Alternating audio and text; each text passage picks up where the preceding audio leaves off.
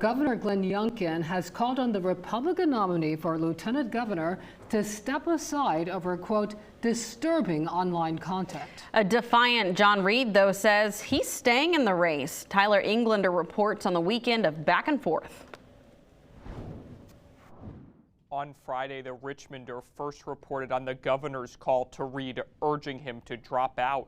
The Richmonder saying that, quote, GOP researchers found sexually explicit posts online that they believe are connected to Reid. I can't quite recall a kind of, I don't know, self-inflicted error, an internal firing squad quite like this. Tonight, reaction to Governor Glenn Youngkin asking John Reid, the Republican nominee for lieutenant governor, to drop out of the race. It comes after Youngkin learned that a Tumblr account with potential ties to Reid shared sexually explicit images of other men. Glenn Youngkin decided to turn his tank around and aim it inside the fort. Although the account has since been deleted, it had the same username as Reid's current Instagram account.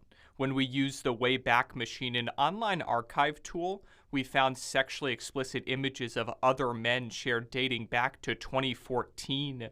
Reid says the account isn't his and is part of an effort to push a gay man off the ticket. I'm not going to continue to answer a never-ending parade of questions and false accusations from people who we now know are solely motivated to stage a coup against a gay man whom they didn't want to be their nominee, but didn't have the guts to run against. Regardless of whether the account was his or not, Randolph-Macon political science professor Rich Marr says Republicans have to find a way to move forward. He says if current Republican nominee for governor Winsome Earl-Sears doesn't express support for Reid, it will be very difficult for Republicans to win in November.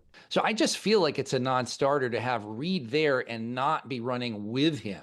If you're running against him or parallel to him, I just don't see how that's going to be practical. I've reached out to the Republican nominee for governor, current Lieutenant Governor Winsome Earl-Sears, to see if she still supports Reid's candidacy, but haven't heard back. Political analyst Rich Marr says without a unified ticket, it'll be difficult for Republicans to win in November. In Richmond, I'm Tyler Englander.